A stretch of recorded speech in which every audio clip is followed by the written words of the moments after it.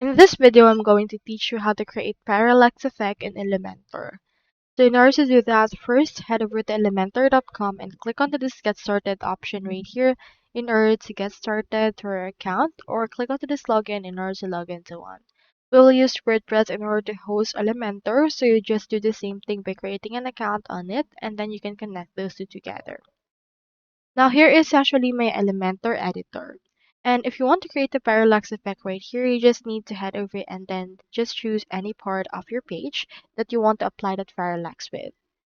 Now once you have chosen that, next thing you need to do is you just need to head over and then open in here this part right there. You can head over to the advanced option and scroll down. Under that, you can see this motion effects. So head over and expand it, and you can see in here all of these options.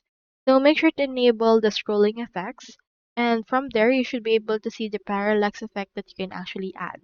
Now do take note that this scrolling effects as well as mouse effects and sticky option is only available into the actual Elementor Pro plan.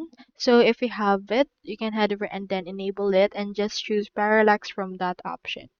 So you can actually apply the parallax effect onto your actual pages such as sections, columns, elements such as text, and also some images, videos, and anything that you want.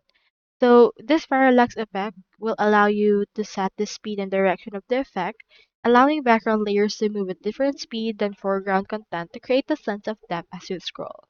So from in there, you can just head over and apply that right here by enabling the scrolling effects and then choosing parallax, or heading over and adding that. They also have the 3D parallax that you can add on your hero section and the likes. So that's all there is today, and I hope this video helped you out.